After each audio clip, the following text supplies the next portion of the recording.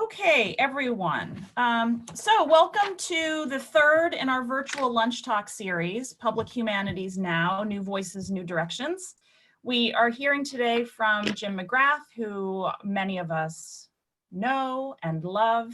Jim is the Postdoctoral Research Associate in Digital Public Humanities at the JNBC. At Brown, he teaches graduate level courses in digital public humanities, including a course this semester called Digital Archives and Digital Publics. He's director of digital initiatives on mapping violence, a digital restorative justice initiative led by Monica Martinez in American Studies. And he's been co-teaching an undergraduate course on the project with Monica and TA Edwin Rodriguez this semester as well. Before coming to Brown, Jim was project co-director of Our Marathon, the Boston Bombing Digital Archive, an award-winning digital public humanities initiative housed at Northeastern University. His writing has appeared in Digital Humanities Quarterly, American Quarterly, Reviews in Digital Humanities, and elsewhere. I should have started too by saying I'm the Assistant Director for Programs at the John Nicholas Brown Center for Public Humanities and Cultural Heritage. So welcome all who are on the call. I know I'm seeing a lot of our students who have tuned in today, and it's great for us all to be able to get together virtually, and some guests as well. So for the guests too, welcome to this series. So really pleased to introduce Jim. Thanks so much for doing this, Jim. And now I will really successfully leave my screen share so that Jim can share his slides. Can you get to those, Jim, now that I'm out? Yeah. Okay, great. And give us a presentation on some new thoughts and a new project. One more note for how this is working logistically. So for those who tuned in last week, we had someone come into the lunch talk who wasn't invited and share some personal information that was also not invited. So what we are doing now, which is sort of best practices in accessible open talks like this, is that everyone's microphone except for the host has been muted. The only person who can share a screen is either Jim or us, the co-hosts. We're using the waiting room so that I can admit people as they come in. And what I just want to say about questions is this. What we're going to do is if you have a question, use the chat box. That is viewable by me and by the other hosts. When Jim is done presenting, if I know you, then I can call on you and ask you to unmute, and I can unmute your microphone and you can ask your question. If I don't, then I'll just ask the question for you so that we'll have a chance for some Q&A and discussion after Jim's presentation. So thanks everyone, and looking forward to Jim's talk. Take it away, Jim. Cool. Thanks, Marissa. Hi, everyone. And I hope everyone's doing well. This is kind of counter-programming by design in the sense that it's meant to be a little lighter, and also it's less a sort of fully formed take on anything, and but more some thoughts that I've been having while I've been trying to balance sort of virtual remote teaching and staying healthy and playing a lot of Animal Crossing, and I'll talk a bit about that in just a bit. And yeah, so this talk is going to have a lot of screenshots from the game. You will fortunately or unfortunately see my avatar who wears a cowboy hat and some weird glasses and things like that. So yeah, this will be a short presentation on the three topics that I've outlined there. And then we have plenty of time for questions and things like that. So in terms of big questions, I like to set those up at the very start. This first one should be, actually both of these should be pretty straightforward, right? So I do work in this developing field, whatever you want to call it, called digital public humanities. And something that I've been thinking a lot more about in recent years, and especially in my teaching this semester, are the spatial histories and the network dimensions of the objects of cultural heritage that we here at the center do a lot of work in and around. And I've also been thinking a lot about games too. So I'm not a huge game person, as evident by the fact that I just said I'm not a huge game person, but I do have a Nintendo Switch and a few other games, and maybe know a bit more than some of the other folks on here today. So, and to give some additional context, so last spring I taught a course called Digital Storytelling here at the center, and one thing that I'm interested in is this intersection between games and digital public humanities. I like to look beyond some of the traditional academic outlets and outputs, although I think there's a lot to learn from them, to see what we can learn from other contexts.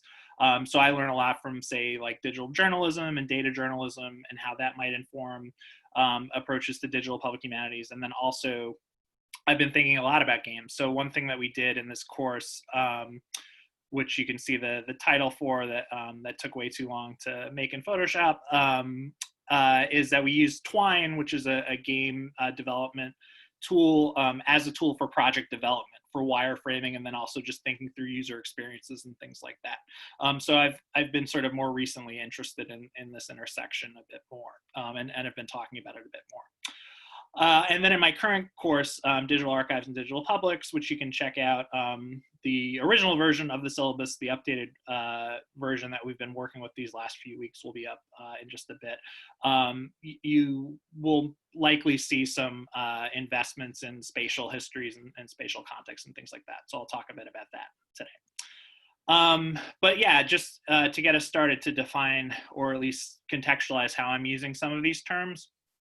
If you have not come across Richard White's What is Spatial History, and you're interested in this topic, particularly as it relates to digital context, I would definitely recommend checking out that post. And one of the things I like about this quote is, the idea that spatial representation is tremendously powerful and ultimately hopeless, in the sense that I think one challenge that folks doing creative, speculative, or archival, digital humanities, whatever you want to call it, work in digital spaces is this sort of, sometimes there's this push or pressure or desire to have something seem like pretty accurate and granular and detailed and representative of all the complexities and contours of whatever it is you want to talk about, and that just, you will not be able to do that. And I think it's useful to sort of acknowledge that, in that kind of Borgesian, like, you're not gonna draw a map that's the size of the world that you're trying to map, right? Because like, what's the purpose of that, or the use of that? Network publics is a phrase that we've seen a lot of in digital public humanities, and this refers to digital and non-digital contexts and the way in which they overlap. So Zeynep Tufekci, who's been writing more recently about like uses of public space during COVID-19 and the arguments around that for various outlets, wrote this great book, Twitter and Tear Gas, where was looking particularly at protest movements and social media, but also is doing a lot of interesting work to talk about how we think about publics and the network dimensions of publics, and what's changed or what's become more visible in our current moment with digital tools and with the sort of connected nature of the lives that we live in, and the digital dimensions of it. And actually, like, as I was thinking of a particular talk for today, I was initially going to talk about mushrooms, but thankfully realized that I don't know a lot about mushrooms. But I did see this documentary, which I would recommend, called Fantastic Fungi, which I saw through a virtual screening room that our local theater here in Brookline, the Coolidge Corner Theater, was showing. And one of the things that I appreciated about this documentary was the way in which it's showing us the sort of network context and dimensions that have always been around us, right? In these non-digital spaces as well. So there's a lot of interesting work on and discussions of myceliums and the ways that plant life and fungal life communicate with each other, and that visualization back there is from that. But again, I'm not talking about mushrooms anymore. I'm going to talk about Animal Crossing, and particularly this newer version of Animal Crossing called New Horizons. And this was a quote that Ayako Kyogoku, the director of Animal Crossing, gave in a recent interview, a recent feature on the piece, which I think, is one way in which we're seeing the spatial and the network dimensions kind of being brought into conversation in a game like this.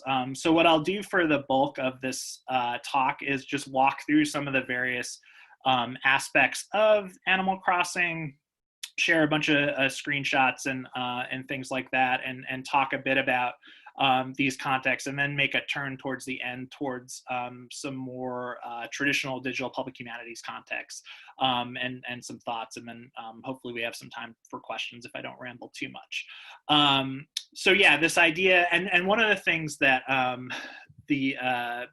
this quote is referencing is in previous Animal Crossing games, you were brought into a town that was already relatively populated and laid out, whereas in this new version of Animal Crossing, I'll get back to that slide in a second, you arrive at an island that is relatively sparse and unpopulated, and then gradually gets populated. You sort of build up the space and arrange the space over time. So I started playing this game. You can see the timestamp on the screenshot there in late March. I think I waited a few days before it came out, before I got sucked into it. So there's not much there. You have a little tent site and some trees, and you have some tools, and you start to build things out from there. But yeah, one thing to note about the context for Animal Crossing, if you have been spending more time on social media, or already spend too much time on social media, you might notice that this game is very popular. It's been seen as kind of some COVID-19 counter programming. It I think broke some sales records for Nintendo when it came out for the Nintendo Switch, which is, here's my Switch. Not that I keep it by my desk all the time when I'm working. Yeah, it's been interesting to see, casual gamers like myself, or even some folks who, maybe don't have a lot of experience with games, kind of getting allured or sort of sucked into this particular space and thinking about it. So in addition to screenshots, I'll be showing you some recent reception history of Animal Crossing throughout this too. So Animal Crossing is a social game and sort of a networked game, within the town in some interesting ways. You have I guess they're not NPCs, non-player combatants, but you have computerized villagers who are controlled by the program itself, who interact with you in various ways.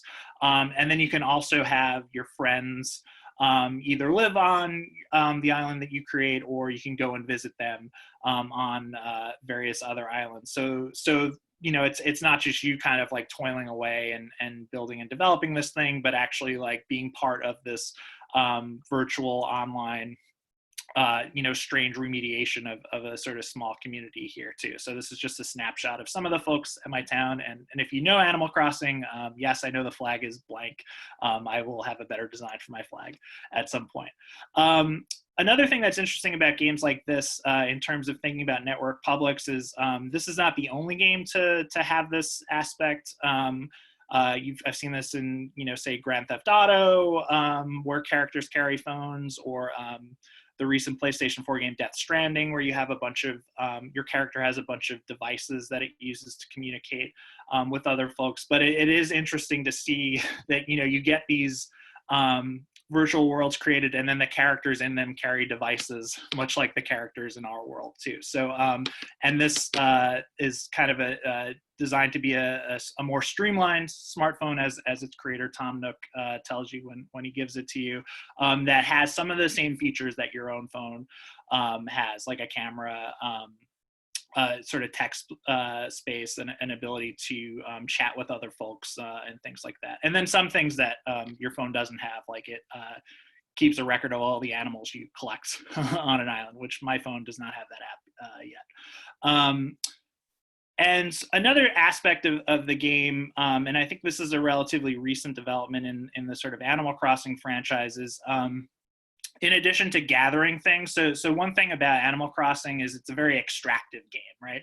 And you can see, despite the a lot of the conversations and intentions about community, it's like this is a game in which like you go to an island that is unpopulated and then you populate it and you extract its resources, right? So like there are lots of these colonial narratives and mechanisms sort of built into the piece too. And then in addition to having the ability to extract resources, like you chop down trees or you pick up fruit or things like that, you can also make things out of the stuff that you have. And this is all framed in a DIY language and aesthetic. So this is my character at my DIY table, getting ready to craft or customize materials that I can either sell to gain currency in the game, or I can use to decorate my house, or I could give to other players.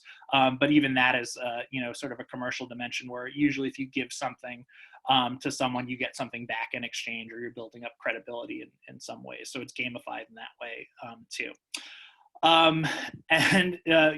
This was, I think, when I first saw this screen, I was pretty amused by it, where in addition to building up your own currency and creating a house and things like that, you're also attending to the town and the island itself, right? So this is one of the few games I've seen where you have a let's talk infrastructure option presented to you, and a construction consultation counter where you actually are able to reshape the spatial layouts of the town, and then make decisions that improve life in the town, that enable your fellow residents to move about in different ways and things like that too.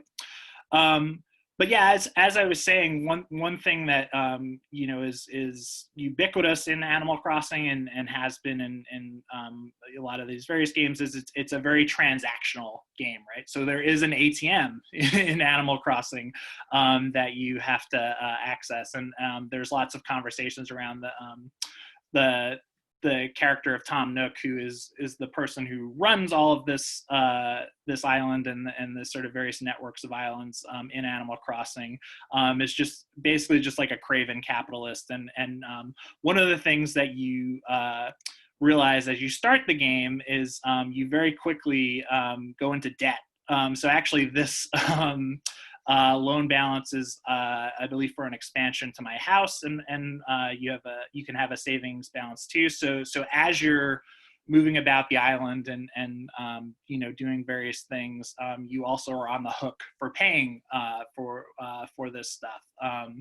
And yeah, so I mean, one thing I had when I was taking the screenshot was I was like, oh, this looks a lot like my student loan balance and my checking balance. So that's not depressing at all. So you see these sort of remediations happening in this game as well. The game is self-aware of them. I mean, Tom Nook, the way that he is presented is it's clear that there are some shades of gray, or at least some self-awareness that what is happening is not necessarily ethical or great, but it's still an integral component of the game as this sort of transactional extractive mechanisms here. But one thing to note is that the sort of community of players around Animal Crossing, I think, has taken some really interesting approaches to the game, and also as this game has changed over time. And if you're not familiar, games like this, they get released, but because your devices are connected to the web, they also get patches and updates, right? So the game can modify and get changed over time too. It's not like it's not like a Nintendo game where you can't get new Mario Brothers levels after you buy the game.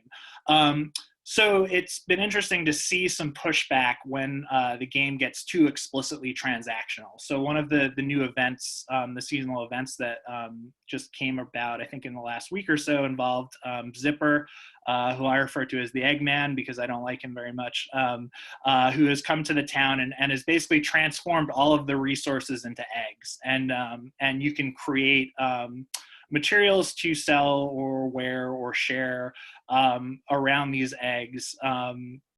But what's also happened is that for players who are new to the game, who have just started playing when Zipper has arrived on their island, they're not able to do all the other social things, or they're not as easily able to do all the other social things because anytime they try to fish or acquire wood for a house or materials, they just keep getting eggs. So folks have reacted negatively to that, as you see from this Twitter post, and the game itself is actually revised its approach to this particular event. So it's interesting to see the game responds. The game creates certain ideas of social behavior, and then the community respond, and there is some interplay there and responsiveness there too. Another thing that I want to say, sort of beyond this sort of transactional aspect of the game, is that you're seeing a lot of creative pursuits happening within the game itself. So there are, as with lots of other born digital materials, there's a lot of potential for memes, and especially with popular things, you'll see traditional meme templates, take up Animal Crossing related material, or Animal Crossing fans pick that up. But there are also folks making things in the game using some of the features that the game designers have created with some of these purposes in mind. Maybe not necessarily, I don't think they imagined a Danny DeVito trash church when they were speccing out the game, but this is an approach that someone took. So the game has these features in it that allow users to reshape and reimagine and rewrite certain aspects of it to be really playful and creative, and to connect it to other aspects of the web at large and other aspects of their life as well. That third image there is a remediation of a popular meme of the little girl sort of smirking as the house is on fire in the background. So folks have been doing stuff like that too. And then more recently, I just saw this post this morning on Kotaku, which covers game culture. Given that folks cannot physically take up a lot of spaces globally in the wake of COVID-19, you are starting to see some protests happening on various islands. And the other thing about this game is, like, there's no real map where you can just see every single island and go to visit it, and part of that is due to privacy issues and things like that. But the Nintendo Switch and other gaming devices have built-in screenshotting and recording technology. So you're seeing a lot of users take advantage of that. Animal Crossing has gamified it too, whereas if you take photos within the app that your character has, you can get points and miles and things like that. But it's really interesting to see these images acknowledge, or these actions acknowledge activities that are happening beyond the game itself, and then getting disseminated more widely, and then impacting other folks to take certain steps too. So this is just one example of folks who have taken, reimagine their spaces as sites of protests in recent days and weeks. But yeah, I want to talk about museums. So Animal Crossing has a museum. It's one of the first spaces that opens up on your island in New Horizons, and this is just an exterior shot of that here. And one thing that's interesting about the museum space to me is it is kind of a more traditional remediation of what we might expect a museum to look like, right? So you have objects and you have labels, and you can look at the labels and get some information from them there. But there's that sort of traditional conservative distance that's being created between the user and the object, despite the fact that you have lots of opportunities to do different things in a digital space. But we've seen this a lot with efforts in digital public history and digital public humanities, where there sometimes the desire to replicate those forms of interaction and behavior, even if it's well-intentioned, right, also remediate or replicate some of the limits of those sorts of dimensions. Like you have more space to provide longer labels, or you can do different things with these digitized objects than sort of putting them up on a virtual wall or a virtual pedestal. So it's interesting to see Animal Crossing present a museum that is legible in various ways, although its museum is also an aquarium and a bug menagerie. I'm sure there's a name for what a bug menagerie is. And the way that the museum gets populated is you bring these fossils from the island or from other islands to its curator, Blathers, the owl. He assesses them and then decides whether they are worthwhile for adding or stuff that the museum doesn't have yet. There are some interesting other wrinkles to the and features to the spatial layout of the museum. Like you see these little trails that go throughout, the color-coded trails, if you can see color. So there are like ways in which more contemporary approaches to curation and the way that people interact in museum spaces are being acknowledged in interesting ways. Yeah, and here's another shot here. This is a replication of the Big Bang, so that's in here. And then you also have, this is another interesting feature here where, although I haven't unpacked the, why these particular folks silhouettes are in these particular places, but you can see like some acknowledgments of the ways in which traditional or physical museum spaces are trying to engage their publics with the materials in front of them. So this is just one example, standing in front of a silhouette and sort of identifying it in that way.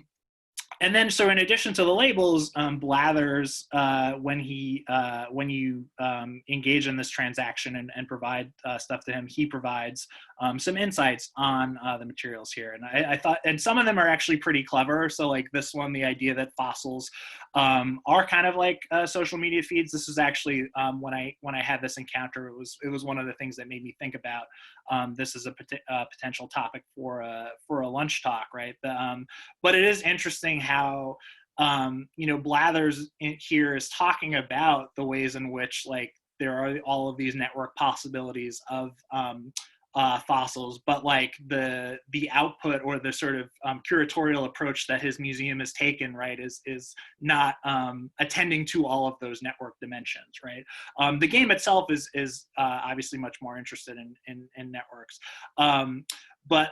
yeah. So that idea of like the image of the digital fossil kind of stuck out to me in the sense that like when we are digitizing and curating a lot of these materials, like are they more like the objects in Blathers' museum, or are they living up to the potential of what he's saying here in terms of like being able to get more of a sense of the lived experiences, the interactions with space that these objects or the folks who valued them or the folks who created them made use of. So that's a lot to get out of an Animal Crossing thing maybe, but it's been a long month or so, so I'm definitely overthinking Animal Crossing in various ways. You also get weird facts, that are informative, I guess. Having spent a lot of time with Wikipedia, I'm always like, where is Blathers getting his information from? This was kind of a disturbing bit there too. And folks are playing with Blathers a bit. So one of his character traits is that he hates insects. Folks are stockpiling tarantulas, which are of high currency in the game, and creating these screenshots that are meant to sort of make fun of that particular trait there. Blathers is also like he is a very much a caricature of maybe a museum curator who's monologuing and lecturing too much, but then he also does have these interesting nods to other contexts and other spaces where we see cultural materials being engaged with and reimagined and revised. So like paleontological fan fiction, which probably does exist because of the world we live in, was kind of an interesting nod that we see in this particular screenshot. And then the game also has other characters who are interacting with cultural objects or the materials in different ways. So I recently met Flick, who is an artist who collects bugs. So Blathers doesn't like bugs, but this artist likes bugs and makes work that is inspired by the bugs, and then shares it with you. And you know, I compared her to Marianne Moore on Twitter in that she's like really into insects and sort of thinking about the world through the lens of insects here too. So you're seeing other models for engagement in the game itself. Okay, so with the bit of the time I have left, just real quickly to go into some more explicit digital public humanities-y context here and raise some questions that maybe we have time to talk about.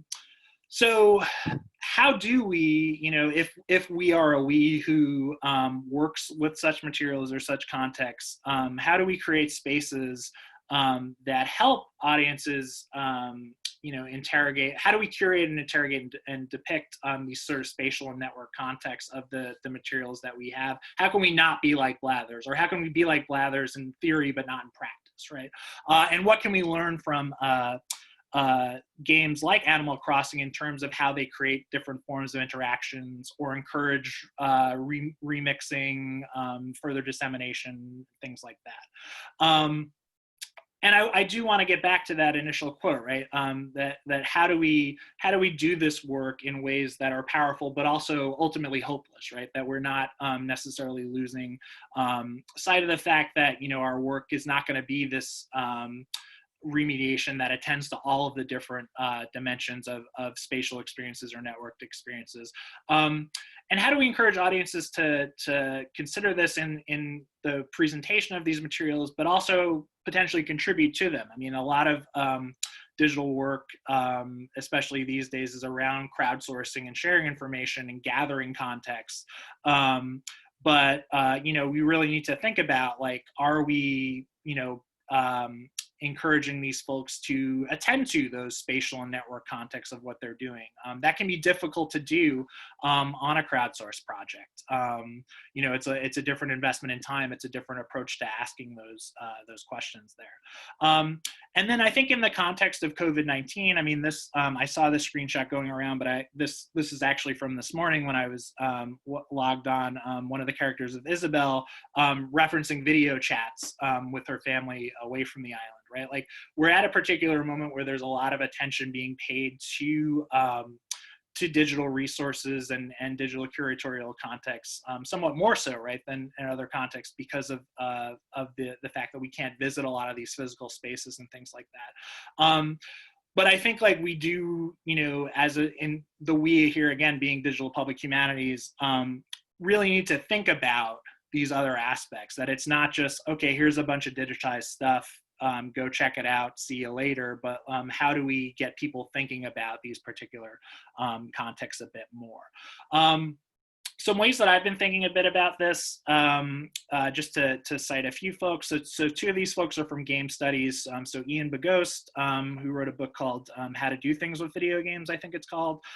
He talks about Animal Crossing as a thinking about space, and like other video games, like if you're in Grand Theft Auto, and this is the example he uses, and you drive from like one part of the city to another, and it takes like 90 seconds, that's not actually how long it takes to drive across a city in real life, right? But it's there are these depictions of space and uses of space that are acknowledging like the user and things like that, but can still create some sort of interesting, effective dimensions and things like that. So in Animal Crossing, you know, there is a way in which your island does feel remote in certain ways, even though you are sort of networked and linked in all these other ways. Anastasia Salter, who's another great digital humanist who thinks a lot about games, talks about like the activities that this game presents to you as a sort of form of meditative game play. In a post she wrote for Prof Hacker that I came across on the Internet Archive, she talks about like how at particularly stressful moments, you're not necessarily going to want to play a game that requires all of these sort of particular commitments of attention and precision, right? But this is a different way of creating a digital space, with different effective context to it. And then Vincent Brown, who was writing about the work that he's been doing to map slave revolts. This was a piece that I've used in both of my classes this semester. One thing that he, really calls attention to in digital context for representations of space is how that bird's eye view is, for lots of different reasons, just really limiting and sort of creating more distance and obscuring a lot of the aspects of the social dimensions of the materials that we're looking at. So like, how do we think about shifting those perspectives? One way his project shifts the perspective is, getting on more of a sort of ground's eye view to think about guerrilla warfare and its impact on the slave revolts that he's particularly interested in. So just a few projects, and then I'll wrap up. I know I've been talking for a bit. So there are these larger scale projects that have been thinking about remediations of physical spaces. So the NEH funded, and there are other funding sources for this video game version of Walden, which came out with a few different for a few different devices and PCs as well, which allows you to take on to sort of explore this virtual recreation of Walden and engage with Thoreau or be Thoreau. I'm not quite sure if you are Thoreau or you engage with Thoreau. I know someone voices Thoreau in it. Emil Hirsch voices Thoreau in it. So like you also get maps, right? Like maps are actually a big part of these games in that it's not just exploring these spaces, but you're in addition to having cell phones and things like that, your characters often have maps that allow them to situate themselves and allow you to situate yourself in these spaces. Very expensive, long-form project, was thinking about different digital contexts, not just one, gaming system or one PC, which was really interesting. But that takes a lot of time and effort and energy and money and labor, right? Similarly, the Visualizing Early Baltimore project has been, began in 2012 and is doing these really ambitious recreations of parts of early Baltimore, and creating user experiences that allow folks to explore them in ways that maybe more traditional maps or other visualizations don't allow. Again, another project that takes a lot of time and effort and energy. More smaller scale projects, some folks may be familiar with this, it's been around for a bit. What Jane Saw is a project that I think is limited in terms of like, when you click on these images here, like you get them in little small pop-up windows and you get some more traditional text curation there too. But one of the really interesting things about this project is that it's recreating spatial histories that impacted Jane Austen as she was living and working, and shows you what she saw in these particular galleries that were recreated through access to our archival materials. So it's a really interesting project. And one thing you'll note about like these three projects is like they're very hyperlocal or attentive to very particular spaces. They're not like these large, massive, amorphous projects. And then here's a non-digital exhibition that will, I believe, be coming out in the fall. The Providence Public Library is curating some aspects of its collection for this exhibition called The King is Dead * where it's looking at how the local communities of Providence were interacting with and were networked to the world at large. And in some cases, we're not getting accurate information or we're disseminating incorrect information. So it really is kind of an exciting and really impressive way of thinking about material culture and its relationship to space, that goes against some of the more conventional or traditional ways of organizing a collection. So that's about it. So again, this is just like me thinking through some initial stuff, talking through Animal Crossing and thinking about some other context here. But I really think like one sort of final takeaway is like when I think about network dimensions and spatial dimensions and ways in which we can talk about and think about them in digital context. It often is really useful for me to think about those local contexts. Like more recently, we've seen these crowdsourced projects come out of COVID that are really grand in scope and are trying to like account for either aren't acknowledging necessarily explicitly spatial contexts or just trying to gather everything, right? And I think we're at a point, and we've seen a lot of this work happen over the years where there's lots to do and think about at these really local levels with local materials, and not to dismiss the global. You can think about the global's impact on the local, but to really think about scale and scope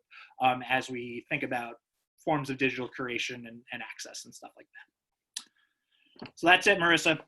We've got a lot of questions, Jim. They've been rolling in. They've been rolling in.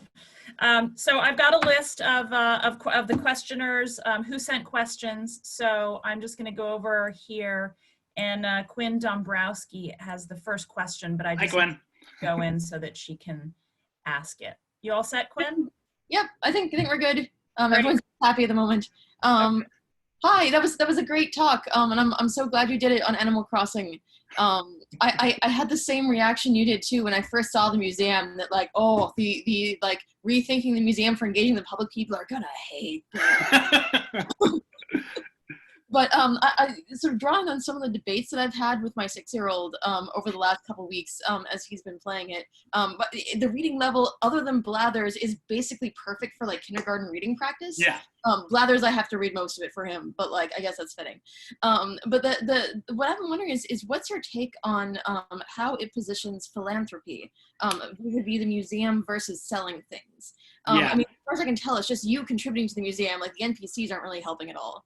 Right. And so, like, if the museum's going to have anything, you have to contribute, but you could sell your oarfish for, like, 2,000 bells. So, yes. Like, what do you think about the incentive structure that they have set up? Yeah, I mean, that's kind of why I was glad to see, I don't know if you've encountered Flick yet, as you've been playing, in that, yeah, I think, and I'm sure other folks, who might be here have more explicit thoughts with the philanthropy dimensions. I think it is a kind of, I can see the gamified aspect of it and why it's not more complicated than it is. But yeah, you are kind of positioned, and there are funny memes about this where like you are basically like holding this town up, right, on your shoulders.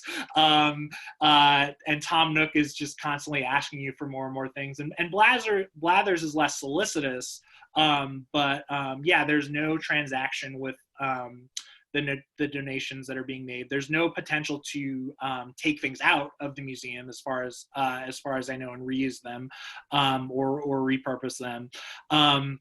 So that's why I was like encouraged to see like, oh, here's an artist character who is engaging with these things that you're collecting in a slightly different way and has like an interesting sort of different, more creative, subjective approach to them. On the other hand, I just got my first thing back from the artist, and it was, I think I had given her a few butterflies, and it's like one of those butterflies that's like on the pin, right? Like in terms of like its artistic out. Yeah. So I was like, oh, okay. And it's not made of the butterflies itself. There's like, the character is very clear to say like, no, I do not harm the butterflies and things like that. But yeah, this sort of, the philanthropic model, the idea of being a model citizen that is primarily expressed through capitalism. I mean, we've been seeing this a lot in the wake of COVID too, right? Like I've been, using some of my economic resources to support various artists that I know, or various artists from a neighborhood and things like that too. So yeah, I think I would love to hear more thoughts on that. And then also like philanthropic representations in virtual spaces. I don't know a lot of them, right? This is definitely one of them for sure. So cool, thank you. Susan, if you're on, I think yours was the second question to come through. Jim, we were talking this morning, some of the students in the methods class, the methods in public humanities class are working on public transcription projects. Yeah. And I wondered if you sort of touched on these when you talked about, crowdsourced archives. And I wondered if you had any thoughts on those and whether they made real contributions or, I find them interesting. And then are there any of them better than others? Anything you think recommends? Well, we've done at the center, we've done Douglas Day, which takes the Colored Conventions project, which you kindly ran a couple of years and people transcribe, but it turns out you can't transcribe in between Douglas Days for them. They just do it on that one day. As far as I can tell. But we found some other projects, but they're a little hit or miss. And I wondered what you thought about. Yeah, there's one at the Boston Public Library has one. I can show you a link yes, please. I think, I mean, there's the labor context for transcription, right? A lot of, this work is volunteer labor, unpaid labor, and even maybe philanthropic in some other contexts too, that you're sort of giving that. I think the more interesting transcription projects, and I think Douglas Day and the Color Conventions Project, like what they have a lot of like pedagogical resources around their stuff. And, if you think of the work of transcription in that kind of like metacognitive like context where it's like, okay, what are we doing? Which it's not just like the access to history model, which I think sometimes those transcription projects, I want to see a little bit more out of. It's not just like, oh, well, you get to see these cool documents and then give us free labor. But if there's more to it, if you're learning more, or if the kind of module is framed in a different way. One of the more interesting transcription projects I saw was a local one here at the Cambridge Public Library in Cambridge, Massachusetts. They designed a customized transcript. I think it was customized transcription space. They were noticing that they had so many folks interested in genealogy looking at their newspapers. So they pitched it primarily to that genealogical community to say, hey, you're not just helping your own pursuits, but you're helping other genealogists improve this material so that they can, find out more about their families or whoever they're looking for. So like that value was laid out very clearly and directly to them. And I think projects like that are useful, and when they're sort of centered on particular things like that, they can be pretty impressive. They had a kind of like a top 5 transcriber list too, and I think like that was like a fun dimension of it, like who's transcribed the most. But I honestly think the more successful bit was that like being very clear about like why we're asking folks to do this, how it might fit into folks who already have the time and the interest, and what the value is. Well, they're making very clear what the network is, and the network is beyond just the digital network. This idea that somehow that folks are networked because they've all helped transcribe. Somebody in the class is doing the crisis, the NAACP, and that's you can imagine that everyone who's working on that might well have interests in common, but you just because you're transcribing, you may feel like you're in a network, and so then the question is, how strong are those connections? No, definitely. Yeah. And I mean, is that like, and I'm reluctant. I know some projects like to build everything in like their core site, and that takes a lot of time and money and things like that. But even like, knowing who else is part of that transcribed network, maybe using like social media, right? And I'm sure lots of other folks who are doing this sort of work in public document like what they're doing and why they're doing it and stuff like that. But having, being able to see beyond like the metadata traces or like 80% of this has been transcribed, like who's doing this, why they're doing it, and how we might further connect and communicate, for sure. Yeah. Okay, next question is from Grace Afsari Mamagani. And Grace, if you'd like to ask it, I just unmuted you. And if not, then I can ask it for you. Sure, I can. Can you hear me okay? Yeah, a little louder, but yes. And if you don't mind introducing yourself too, that would be great. Sure. So hi, I'm Grace. I'm a PhD candidate at NYU in literature, and I'm also a learning designer. And my question sort of riffs off of what Quinn said a little bit, which is something that I felt frustrated about playing the game is just kind of the amount of free labor that it normalizes. Yes. And specifically that seems to be tied to the cultural labor, right? Because when you donate something to Blathers, he says, you know, this is helping the kind of cultural study of the island, and he flags that in particular. Yeah. And it's all couched within the language of donation. Yeah. And so it's felt sort of like a devaluation of culture work to me in particular. Yeah. So I'm curious about what you think about that and what maybe it can teach us about ways to think about public humanities work. Yeah, and then that's a great continuation of what Quinn was talking about. And I mean, like, I don't know if anyone's seen any of the other residents in the museums either, right? So it's like this, it's this sort of self-evident, reinscription of the value of this space without really, thinking through the implications of like what the work entails, that the sort of, and it's also kind of magical, right? Like, and I think there are lots of other aspects of the game where there's this sort of magical, you pay for something and then you get it, or you build something and it magically appears after hitting a couple buttons. And unlike, like if you order something through the ATM, it takes like 24 hours to get to you. And whereas I believe with Blathers in the museum, the things populate very quickly, right? So there's another way in which the labor behind, these practices is getting obscured or just ignored in various ways. And also, thinking about when Quinn was talking about like playing this with younger folks, like I'd be interested in like, if, and I saw a piece in The Guardian that was situating Animal Crossing as an sort of educational tool. I would not sort of present it explicitly in that way for some of these reasons, right? In addition to like, the verifiability of the information and things like that. And I don't know what I mean, I've seen some like creative,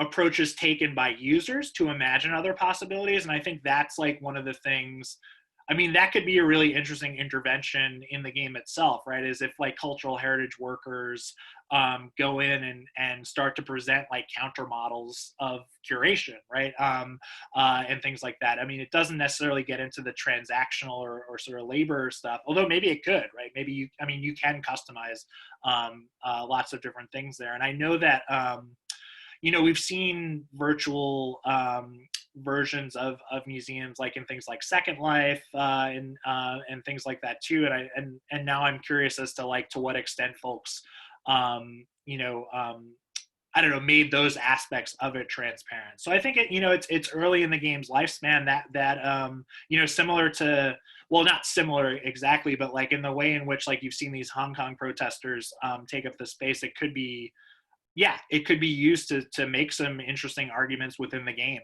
about this stuff, with and to critique the game in various ways, either in the game or in like the sort of further recontextualization or memification of stuff. So I mean, I don't have a set, specific approach, but like as someone who works in and around these spaces, that's something that I can definitely think about, and I like to make memes and stuff like that. So maybe there's a way to do that too. Did you have any other thoughts about this, Grace? I think your mic is muted. I'm good. No, I mean, it was, I think yes to everything you said, and I am interested in thinking about what kind of interventions can be made. Since I've been seeing so much, like I've talked to teachers who are doing remote instruction, and they often will recommend Animal Crossing to their students as a way to stay engaged with their friends during social distancing, or like its other kind of pedagogical aspects. And so definitely that's been something that I'm interested in, how people are framing it and maybe resisting that a little bit. Yeah. And in bringing Animal Crossing in conversation with all this stuff, I hope I was like clear at various points. Like, I don't think we need to like, we should not replicate the transactional, and all this too. But it is, I think, a valuable space to think about in that it's explicitly engaged, as with, there's a museum and there are artists and things like that. And it is very popular, and it's a space where we're seeing these digital interactions that are, well, like designed in sort of engaging ways with various publics and stuff. So it's worth, thinking about where to restructure and revise them. Thank you. Well, thanks, Jim. I've got one final question, and we'll sort of, I will ask it in because we usually start our lunch talks when we do them at the Public Humanities Center with land acknowledgement. Yeah. So one question for you is your thoughts on doing land acknowledgements in virtual talks like this one. I mean, yeah. I mean, we're still on physical. I mean, I think there is distance. I mean, that's one thing that I think can be sometimes frustrating with the not the frustration is not directed at you, but the way in which these sort of virtual spaces kind of get, I don't know, resituated or reimagined as not being connected to the physical spaces. I've been dealing, I mean, in the context of land acknowledgements, I think the short answer is like, I would defer to other people for the particulars of it, but there's definitely a space for land. It seems, like a no-brainer that there should be a space for some form of land acknowledgement by speakers or by institutions and things like that in there. The specifics of that, I think there are lots of folks who are not me who can help with that.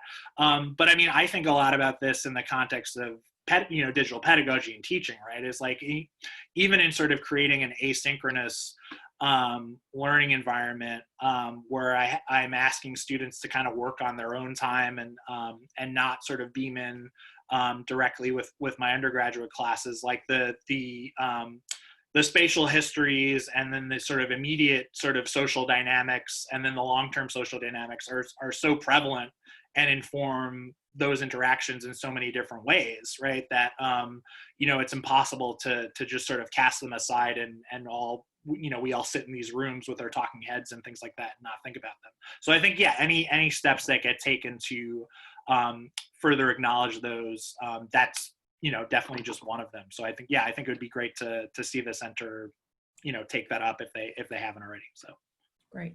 Okay, thank you. Everyone, thanks for coming. Our next virtual lunch talk will be April 16th, same time, 12 to 1 p.m.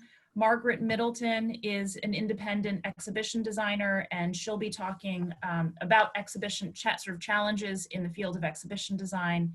And, email me or Jim if you have any questions, follow-up questions. And thanks everyone for coming, and be well, be safe, and hope to see everyone in person soon. bye. Bye. Thanks, Marissa. Yep. Thanks, Jim. Did that get recorded or? Yes. Okay, cool. Yeah. I'll share that with you. As soon as I get it, I'll share it with you. Okay, I was realizing, I was like, ooh, I don't know if I recorded that.